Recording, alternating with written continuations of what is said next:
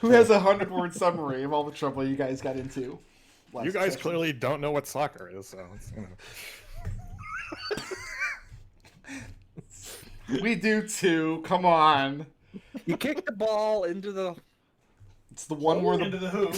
the ball is shaped like an egg and you play it on the ice. Now, I could have a reasonable conversation with you about it, but we're not going to go there. So. No, it's boring. No one should watch it. Who has a 100-word summary of the trouble you guys got into last week?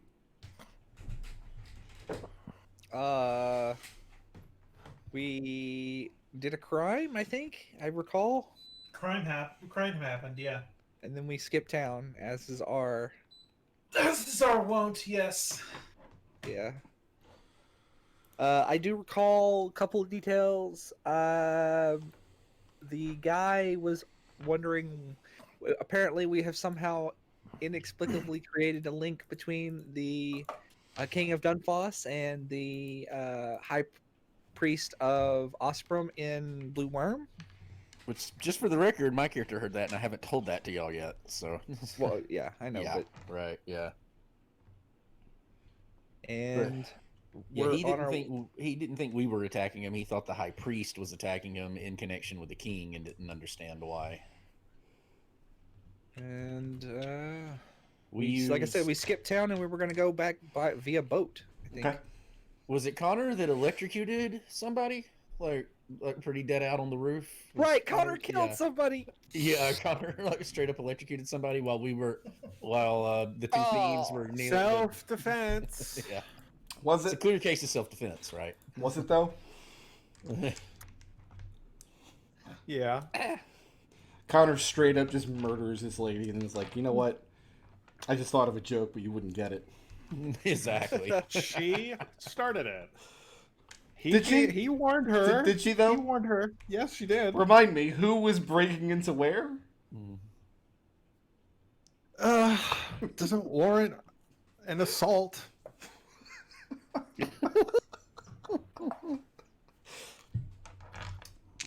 I gotta touch that one. Just stealing a book, and then she's all like, "Oh, I'm gonna cast magic on you. It's gonna hurt." Like, well, then I'm gonna defend myself. It's just the mindset of D&D players. I didn't start it. Like, yeah, I was breaking in, and like my friends were in there robbing the place, but I didn't start it. I mean, it's true. My absolute favorite thing about that the entire time I'm screaming, I'm like, you can fly, just go straight up. Like, he could have left at any time, and she couldn't have done anything. Well, you don't know that for sure. You don't know what spell she had prepared, or... And that's hard to say. The journey back to Dunfoss is not exceptional. But anyway, it's a 4-day journey. You guys have to travel out to the coast, charter a ship that's bound for Dunfoss, and get back into town late in the evening on the 16th. So the 18th, somebody's going to have to go in and...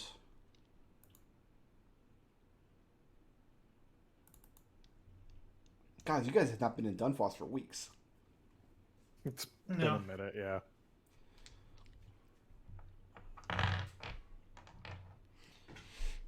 How long has it actually been? Because it was like a week to Blue Worm, it's a week back, and then we were only gone for 2 days? And the other side of the portal? I have a calendar. I know how long you were gone. Well, I don't. That's why I'm asking. Yeah. It's been a little over 3 weeks. 3 weeks. Okay. Which means you guys have... Oh, everybody owes dues for your guilds.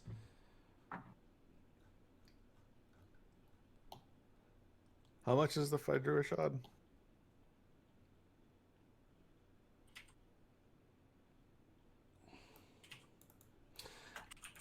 I don't think we established. Okay. Depending on the nature of your work, you might be able to apply that in trade. Okay. make house calls on people for a day or so. I think Connor's done that once already. Okay. Yeah, there was a thing where he helped someone too much to the adverse of his guild. So I can't remember the specifics though. I just remember that. It's rolled up and regenerated somebody's limb right in front of everybody. So getting home, stepping off the boat, the evening of the 16th.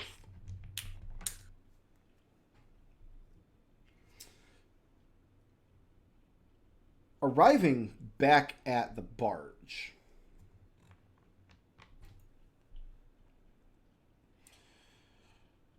Place is locked up and dark. Still floating.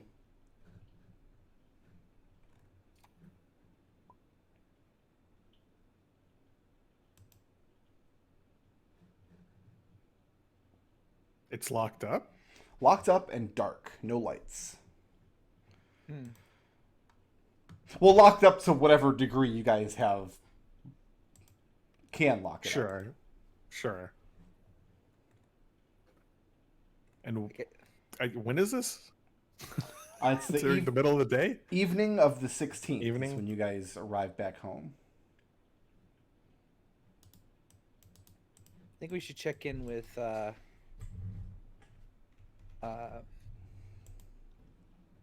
what's her name? It's been Yeah. so long. I'm wondering where she is. Well, she has her I own feel- house. Sure, Yeah. but is it past her? Yeah, Well, I guess Lucius is Connor gonna can go ask down. this since he's new. Like, is it past her working hours?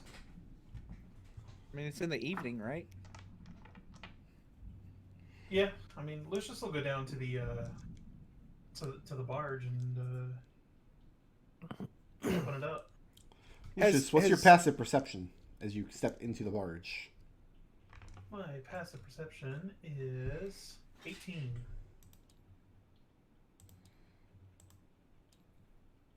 Hello. Okay. Yeah, we heard you. I've been having internet issues, so if I drop out, then it's usually not me trying to be muted, but things have been jacked up all week, and I'm sick of it. Stepping into the main office of the barge, you notice that all of the furniture and such has been pushed against a far wall. Typically, there is a desk in this place, and there's a table and some chairs and things. These things have been moved around the room and placed in front of the various doors around the room. The giant portrait of Corio Fireblood is not in evidence. And when you step into the room, it's dark, but you have dark vision. And you become cognizant of a figure mounted above the door in this back corner with his feet kind of tucked up into two of the ceiling rafters, and he's reached up holding with his hands. And at first, just out of the corner of your eye, it looks like a shadow, but you realize it's the tatter of a cloak. And whisper quiet right now, just the sound of the water lapping against the side of the barge behind you.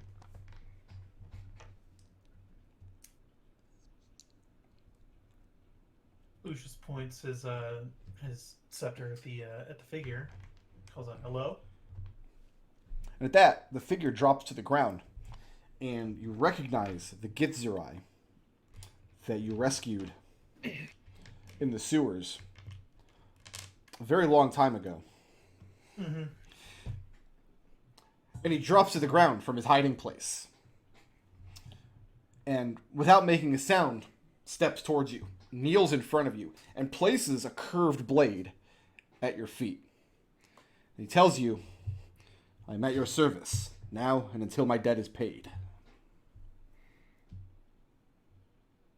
Lucius picks up the blade and hands it back to him. And he takes the blade, and he sheathes it into a sheath on his back. And he says, "Come, I have captured an intruder." An intruder. That sounds exciting. Takes you downstairs to You guys have a brig on this barge, yes? No. No. The closest thing we have is, I guess, we have this library here. So he takes you to this library where, again, he opens up the door and you see where all of the furniture has been moved out of this room and out into the open space beyond the hallway. All that remains in this room is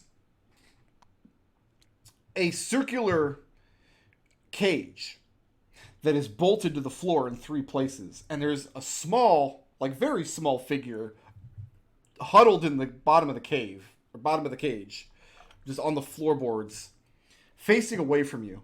Lucius, looking in the room with your dark vision, you recognize the figure as Mr. Third Party, the halfling. Lucius, he goes white as a sheet. That's pretty good for a tiefling. And Numac, standing next to you, puts his hand back on his sword. Say the word, and I will end him. He's a representative of our sponsor. What the? Uh-huh. Get him out of there. And he nods, and he stoops down at 3 places in the floorboards where you see where he's punched holes down into the floorboard to accommodate this metal ring that the cage is kind of bolted onto. And there's the sound of chains as he loops through in 3 different places. And then with great effort, he picks up the side of the cage and tips it over. And the little man is laying there sleeping. Where did you even get the cage? Numac tells you that he constructed it.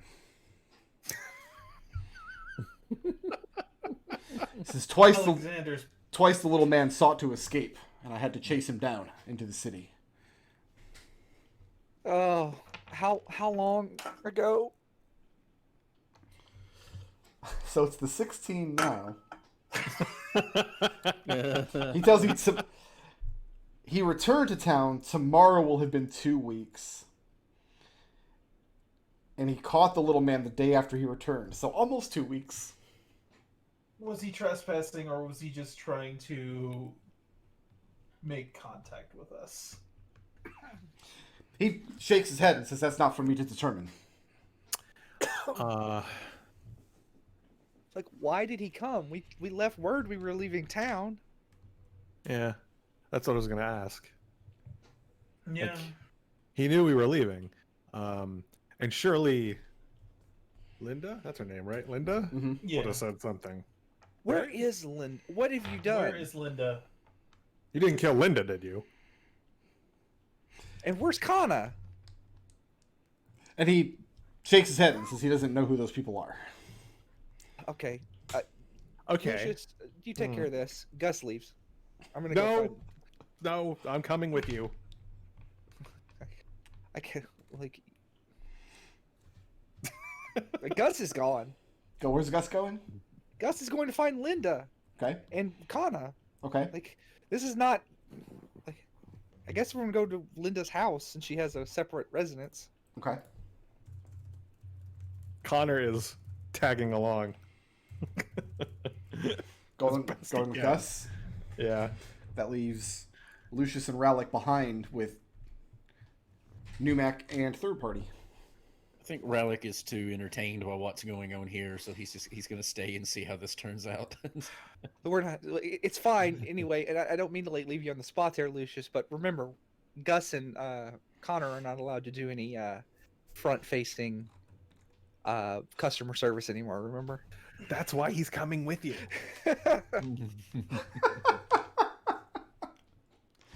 What's next?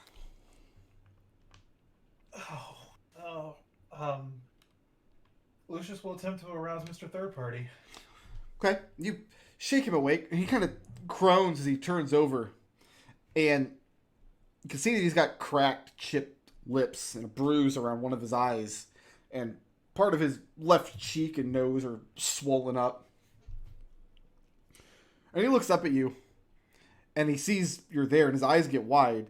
And he, like, weakly grabs up for your clothes and he tries to say something in a rasp, and you're not quite sure what he's articulating, but you can tell that he's terrified of the Githzerai, who's standing at the door with his arms crossed. Lucius passes him his water skin. He takes it and upends it greedily to the point where it's dribbling down the sides of his face and down over his clothes. Tell me what happened. And he comes up for air, and then he goes back and drinks the rest of the water skin. And when he comes back up for air a second time, he relays that after his master's meeting with the king, he was directed to come here and retrieve his master's portrait. And that's when he was manhandled by this ruffian.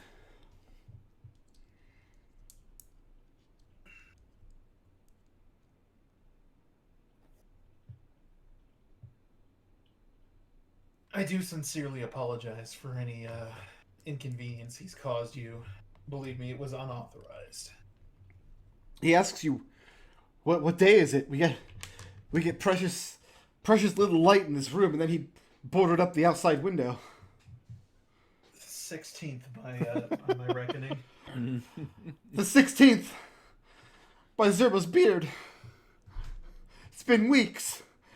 Likely I've been declared dead.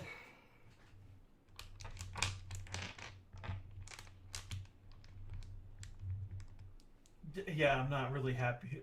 Believe me, I'm not really happy about how this is, about this situation, because Mr. Fireblood and I, we have some news for Mr. Fireblood, and this definitely casts a pall over the situation. And he says, "Well, Mr. Fireblood is no longer your client. It's no longer your concern. That was... The king took care of it, I thought. I was just sent to retrieve the portrait. Right. The master told me that you weren't worthy to hang in your barge anymore. What? And then I was set upon by your rabid dog." We've been out of town for a significant amount of time, and we need to catch up on some old business before we... of which our business with Mr. Fireblood is just one part. So you'll have to give us a day or so to... You can't leave me here for another day. Please take mercy. No. I haven't eaten.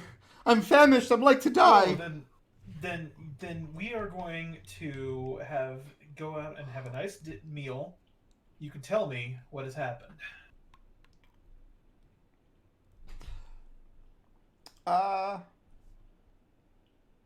What's the intent here?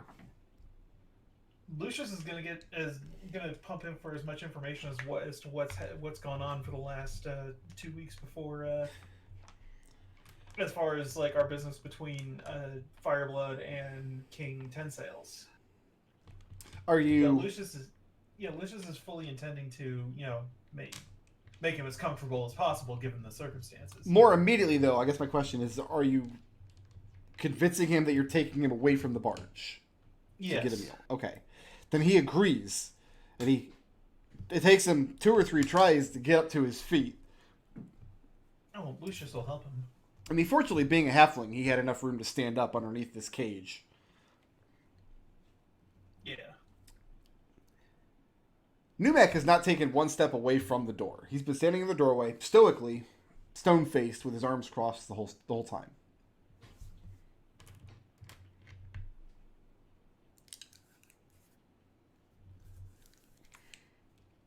And third party does not take a step towards the door while he's standing there. Numac, clear the way. And he takes a step back from the door, so he's standing on the opposite side of the hallway. Lucius will escort Mr. Third Party out and find as fine a restaurant as he can get into the neighborhood. So as soon as you get out of the bars and you're escorting Third Party away, as soon as you get... Well, who goes up the ladder first? You or him? I'll go up first. And what's Rallick doing during this situation? Rallick's been walking around the Gitzerai, just highly, looking him kind of up and down, highly amused by the whole thing, just not really having much to say on the situation because he's trying to figure out what's going on. The So- Gitzerai is paying you so little attention, you can't even be sure you're there. He's just walking around with amusement. And so what do you have Numac do while you're going to take third party out to have a meal? I'm going to tell him to set the place to rights, to get the desks back into order, make this a presentable place of business again. So while you were away, I took the liberty of taking some of your treasures and securing them in a singular place inside the vessel. Should I return those objects to where I found them as well? Yes. Very well, it will be done. And he says, what of the, well, actually, no, he wouldn't say anything else. That's it. He's off to work. Is Rallick going to this restaurant? No, I think Rallick's going to go to Gnome Town, gonna go to Gnome Town and check in his own affairs. And then make it, while they're attending to other things, and then make his way back to the barge. Okay, so who has the book at the moment that you stole from Kinzios? Alex had it. Right. Alex is not here this week. Right. So, So who I has guess it now? I guess Lucius has it. Yeah, Lucius would have it. Me, second one. I don't know if Lucius would trust Connor or Gus to carry the book. So Rallick, you're making your way to Gnome Town to do some businesses tonight. And Lucius, as soon as third party gets to the top of the ladder, he tries to bolt as far and as fast away from you as his stumpy little halfling legs can carry him. Lucius can keep pace with him. Can you? I can dash 60 feet. Are you just following him? I'm trying to get him to calm down and say, listen, I was serious. I'd like to know what happened between Corio Fireblood and the king. All right, make a constitution check. Let's see if he tires out first or you do. And he's making this very, very badly because he's hasn't had proper food or drink or sleep. 14. Okay. So yeah, you chase him down after a couple blocks, you manage to get ahead of him, and it's just clear that he's not running anywhere. His body is just, he's exhausted. And Listen, let's get you a hot meal. Let's get you some meat in you. Let's get something to put the color back into your cheeks, and we can talk this over. he says that I am to remain your prisoner then. Not so much a prisoner, just I'm trying to make amends. If for not the a prisoner, injustice that's been then by the gods let me go. He clasps his hands together. He says, let me go and have no more of me.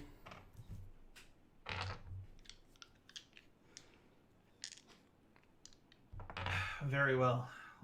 I guess I'll have to get the story straight from the king. So you're letting him go? Yeah. At which point he gets back up to his feet and he hobbles very, very quickly away from you. And he disappears off into the city. Gus and Connor. It's me. God damn it. Every time with that voice. Every time. Wait, what's wrong with that voice? There's nothing wrong with that voice. It's amazing. It's pretty good.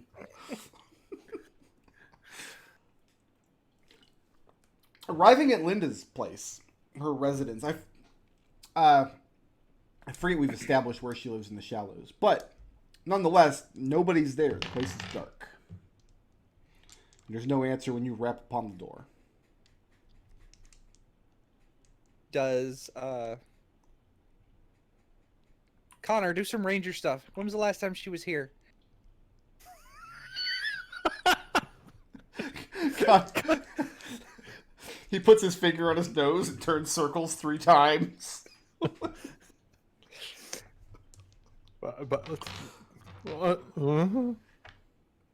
have no There's- idea when the there's- last time she was here. That's Unless you have a particular class feature or a spell or something you'd like to try. Ah, yes, I have the 3rd level Find Linda spell. Detect Linda. Detect Linda. At higher levels, it finds more Lindas. I'm sorry. What would you have me do, Gus? I don't know. All right, let's try this. And Connor tries to kick down the door. No. Make a strength check. I'm going to stop him. What? No, Gus? listen. Linda's terrifying. Do not kick down her door. Okay. Does Linda have any neighbors? I mean, yeah, you guys are in the shallows. There's... Right. I'm going to. It's not like night, full on night yet. I'm going to knock on like her neighbor's door. Well, it would be night by this time because you guys crept into the barge and had the encounter with Numac and then went in and saw third party, so... Right, but The it's sun's- not like the sun's down at It's this not point. like it's not like 3:00 in the morning. It's No, like- not that late. Yeah. No, I'm just gonna knock on the neighbor's doors. Make a charisma investigation check.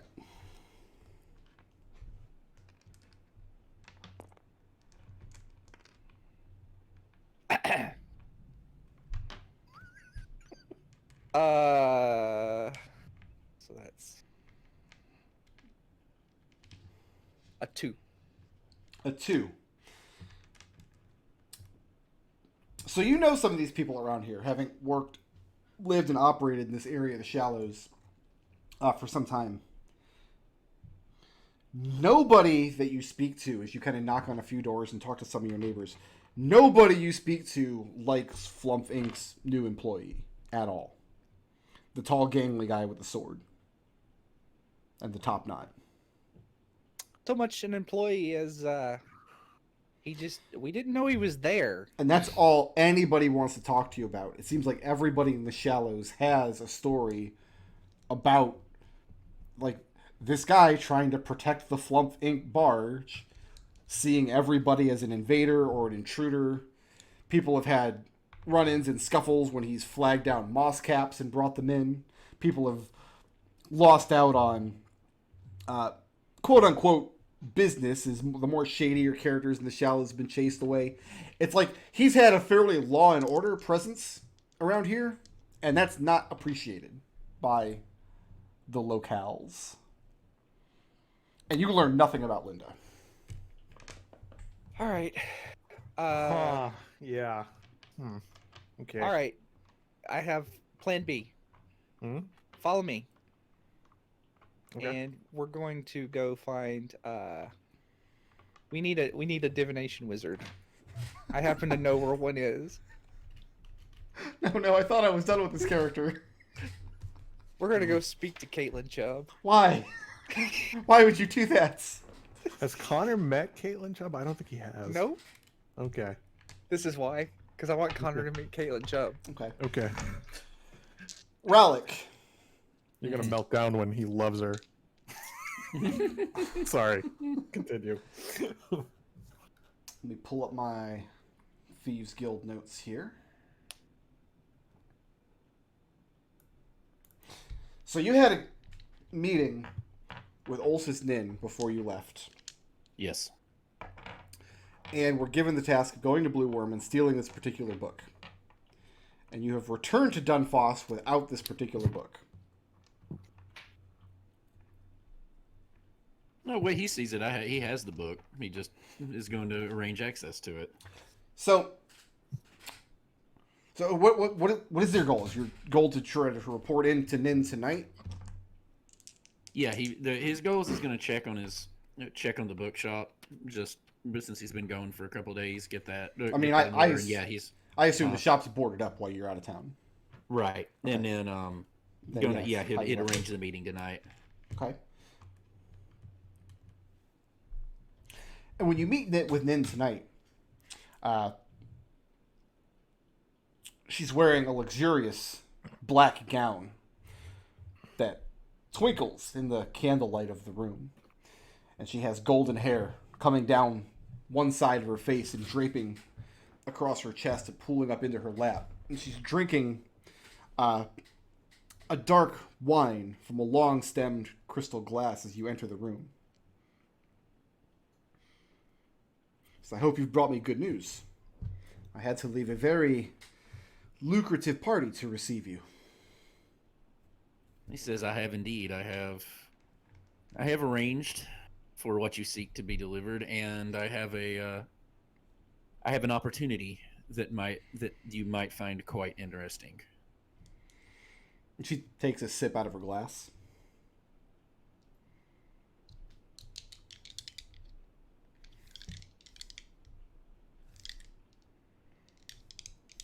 Okay. He says,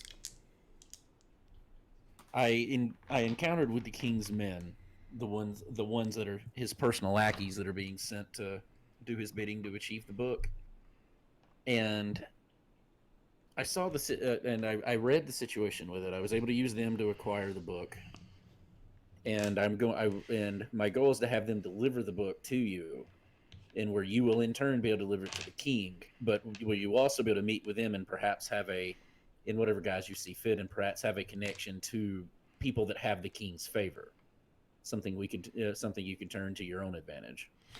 So you were tasked with receiving this book in lieu of the king's men getting a hold of it. And instead, you've allowed the king's men to get a hold of it.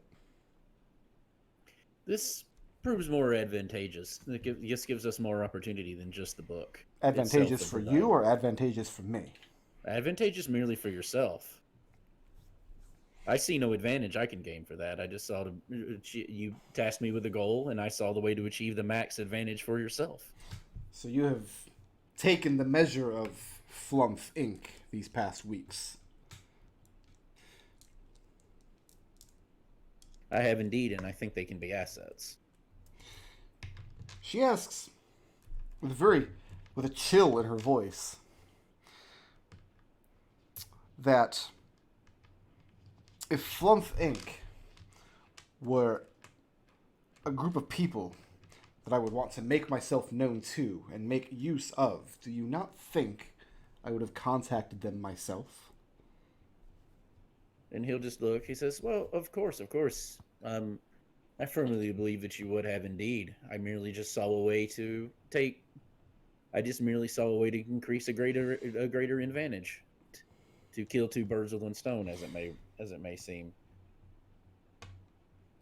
A very bold presumption. We employ the king's own servants, have a connection with the king, and still achieve our goal? Bold presumptions are only rewarded if they pay out. Are you ambidextrous, Rallick? Yes. She picks up a little bell sitting on the table where her this bottle of chilled wine sits in a basket of ice. Picks up a little bell and she rings it. And soon you're joined in the room by one of the lesser thieves. And she bids the young boy forward and leans forward and whispers something into his ear.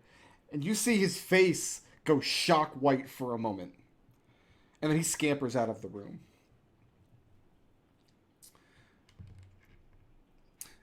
And then she asks you, she wants to know what advantages she will enjoy at the end of your scheme. At the end of your scheme, you will have increased access you will have not only the book, you will have the influence that you seek by getting the book, and you will also have access to the king's own handpicked men and whatever information they have, and be able to use that for whatever purpose you see fit. It's added influence with the king that you would not have had otherwise, merely by getting the book. And as you're finishing your explanation, the boy comes back in the room, holding a small blue box, which he brings up to the guildmaster. And she opens it. And she bids you come forward.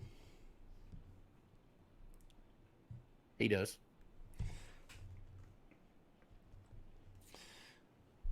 She asks you if you trust her. He'll just look at her appraisingly, and I see no reason not to. And it's fair to say that she reaches out and takes one of your hands in hers. She turns it over delicately that if something were to happen and your hands became maimed or crippled, there would be no way to continue your work. You would be destitute. You would be lost. The paltry silvers you could make as a crippled bookstore owner pale in comparison to the riches you earn being a master thief and swordsman.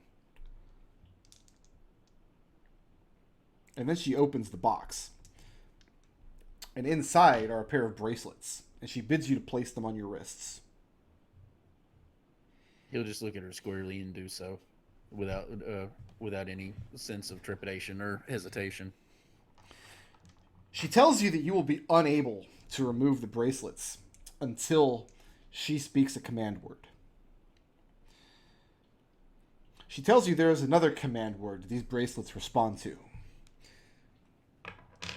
And if the advantages that you've explained to her so eloquently just a moment ago turn out to be not quite as advantageous as you've led her to believe. And she holds up her hand. Never mind all that. Would you like a glass of wine? He'll say, he'll just politely decline and say, no, I'm afraid I have business to attend to tonight, further business. She nods. Very well. Set up a meeting with your detectives at a place and time of your choosing. And he says, I will do so. And tell them And then, go ahead. to bring the book.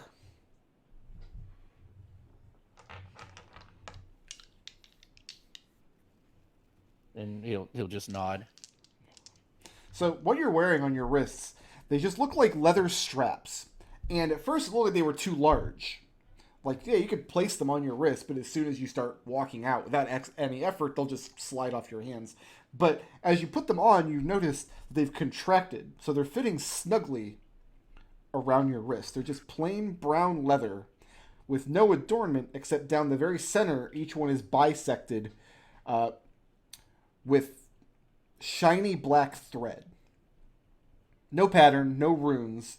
They're not uncomfortable, but now they're the size of your wrists rather than being too large.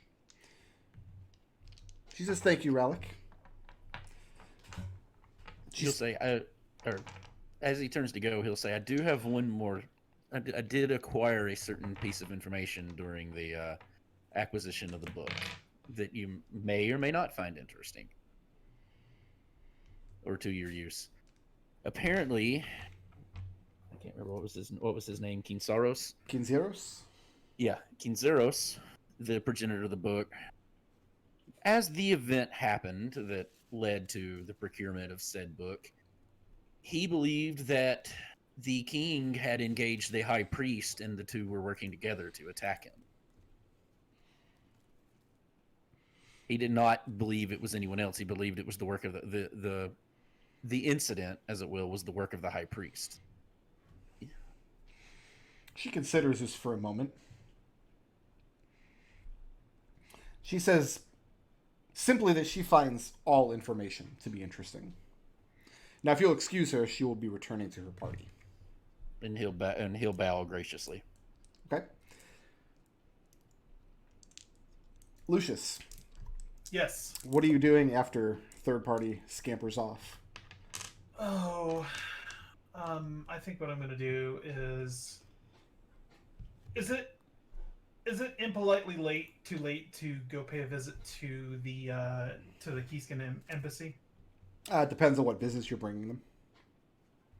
Okay. Secondary question. I would probably want to see if I could locate Journey, Okay. because this is a situation where we've been out of town for a while. I'm not sure what is happening. We need to get caught up. Things have happened.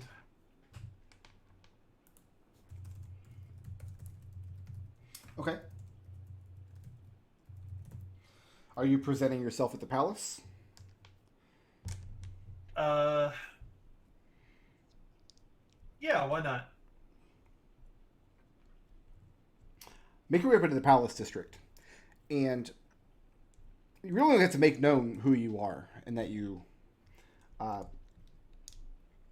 long as you speak Journey's name to the right people, the guards have no difficulty getting out of your way.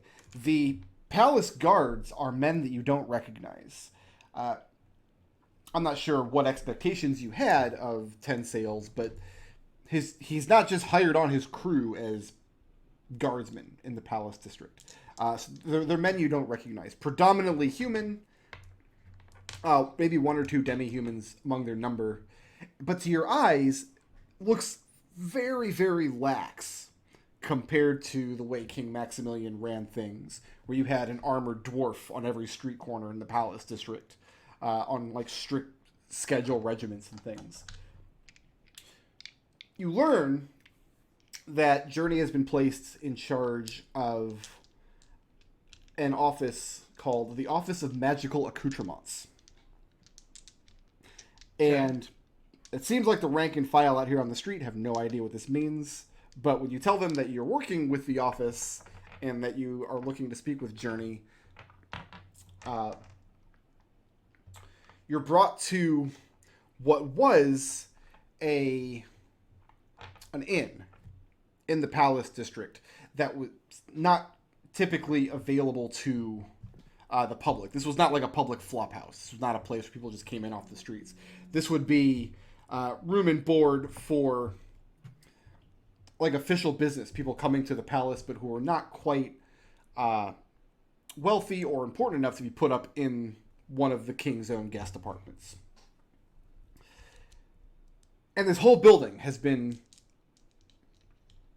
converted over to Journey's office, you learn. Mm-hmm. You go in, there's a common room, which was the common room of this inn at one point, and now it looks to be more like a waiting room. So instead of having several large tables placed out where people can drink and take meals and while away the evenings, you just have several long cushioned sofas along one side of the room, and the rest of the side is open space. You see where one door that had gone at once back into a preparation or storeroom area is completely shut. The only other exit to the room is one that goes up to where the apartments are. And this is the room that you wait in for 10 or 15 minutes before Journey comes down, wearing a velvet nightgown. He's been roused from sleep. Candles have been lit in the room for you. And you can tell there's still no love lost between her and you. Yeah. As she enters the room. She says, Lucius, I'm glad to see you're well. Likewise. And what is so important it could not wait until morning?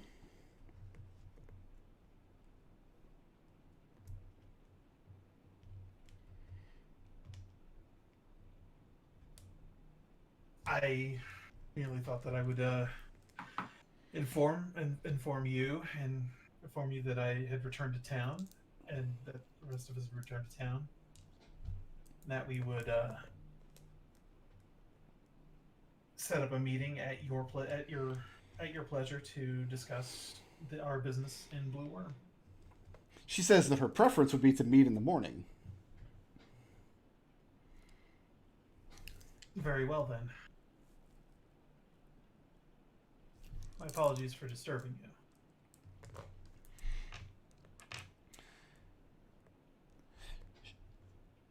She asks, as you're about to leave, she says, it's curious that you're reporting to me directly. I was led to believe by the king that you wouldn't be.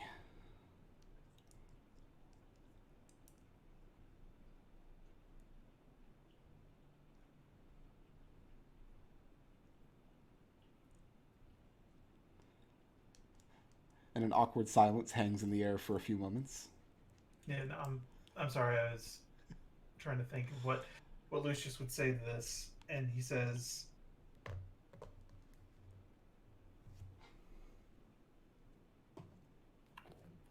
merely to respect the chain of command, as it were.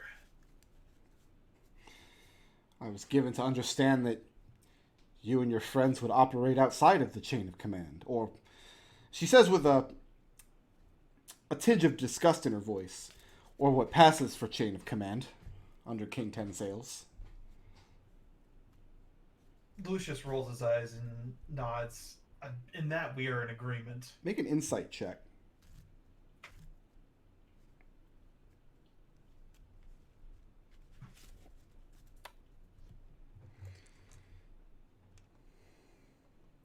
Four. Okay. You tell her so on that we're in agreement? Yeah. She takes note.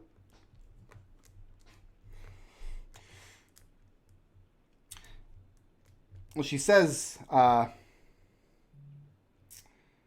she'll be ready to receive all of you in the morning then. She'll take down whatever report you care to give. Very well. It Have a sends good you on night. your way. Connor and Gus. Caitlin Chubb, really? Do you know another? Like, Up in Wharftown, huh? where else am I gonna get? Like, nobody will tell me what. So So I think Gus has just been hanging around wizards too much. neither of you had a working relationship at all with Caitlin, as I recall. I mean, she was my sponsor, and Connor has never met this Caitlin Chubb. right, correct. She tried to blackmail me once. She tried to blackmail you once. Correct. And we're working with her. She's Okay. not the worst person I've ever met. What do you want from Caitlin? Like, what's the goal? I want her to cast locate person and find where Linda is.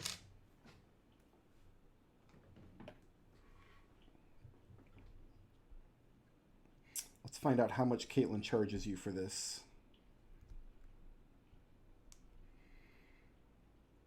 And just ask her, and also kind of see like if she's got any news, I guess. I mean, there's all kinds of news. She doesn't really want to discuss it this late at night. Well, So I'll you want just her to cast locate creature? yeah. Okay. So locate creature is a 4th level spell. Gosh.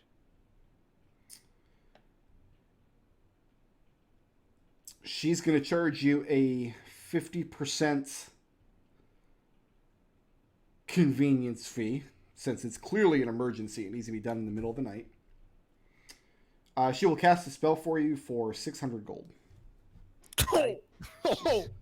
Oh, 600 gold. I don't have 600 gold. She doesn't seem too happy about that. And I'll point at my face. Do I look like they let me out of the house with 600 gold? Probably just spend it all on rum. So suffice it to say that she does not want to have a conversation with you about local news in the middle of the night, but she's not casting any of her spells for you for free. Right. For bookkeeping purposes, Brick Road, I already deducted the gold off of my character sheet for Telesna staff dues, Okay. since you mentioned it earlier. Connor, are you going to try to strong arm Chubb? Connor just says, they don't like it when I talk to people. Well, Gus is like, I've got to go outside and figure out what we're going to do next. So Gus leaves. Okay. Like, I'm just gonna, all right, Caitlin. Have a good night. Connor looks at Caitlin, and then at Gus, and then at Caitlin. Well, by the time you turn to look at her the second time, the door is closed. And Connor says to Gus, she tried to bribe you. No, she tried to Or she blackmail tried to me. blackmail you. She tried Right. to blackmail you. I was in prison at the time.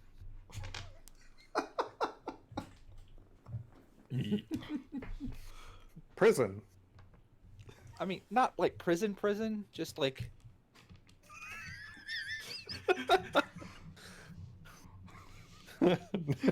All I can think of is that scene in Office Space. Office Space. Yep. Federal pound you in the ass prison. Prison.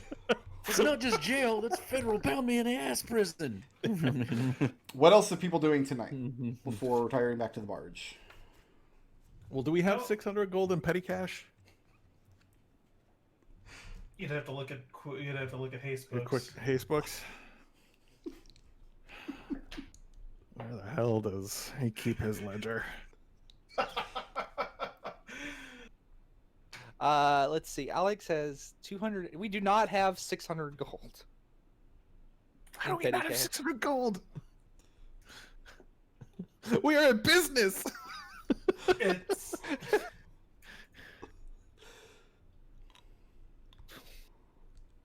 We have 40. So 40. That's why we got 400 platinum 40 platinum pieces and 290 gold. Basically, there. That's 600 gold. Isn't it? Well, let's negotiate then. Say we don't have 600, but we can do 400 and something else. If you want to negotiate, This is how she blackmailed you, isn't it? no, We're not she gonna have blackmailed me because she threatened to tell them that that I was casting magic illegally and was going to let them throw me in prison. Hmm. I mean, she blackmailed me because I was in, you know. All right, let's negotiate then. We have 400 gold, or however many platinum Do you you said, have- and 200 gold. Do you have 400 gold on you at this moment? No, Oh no. we got to go back to the barge for that. And while we're doing that, we should ask that gets right. What's his name? Numac. We should ask Numac why he's intimidating everyone around us. That seems like it's very bad for business. I wonder why we don't have 600 gold. Heading back to the barge. Let's do it this way. You get back to the barge, you need to know what kind of assets you have to put together 600 gold in order to hire her to cast this spell tonight. And you know that in Alex's office there is a series of ledgers and things keeping track of business expenses, keeping track of who owes you guys money, who you owe money to. And Numac tells you, because none of these things are in place, and Numac is still in the process of kind of putting things back the way they were. But he tells you that some of the king's men had taken quite a lot of these ledgers and books out of your offices. As he's hanging the portrait of Corio Fireblood back up in your barge lobby. That can Here, let me take that. I'm going to take the portrait of Corio Fireblood and just kind of walk out of the He doesn't out allow to you. the- He does not allow you to take it Why? because you're not Lucius. You can't order him around. Lucius can. Did you do something with Linda? Or did the king's men take Linda? He says that on the day he arrived, he was given to understand that an orc woman and a young girl were sheltering on the barge. But the day that he noticed the halfling approach and try to remove this portrait, they were no longer here. So they were here the day you arrived. Just to walk what I'm understanding. They were here the day you arrived, but not the day you captured third party. Which would have only been one day later. So they've been gone for 2 weeks. Gus is like pacing at this point. At any point, Rallick and Lucius can arrive back at the barge as well.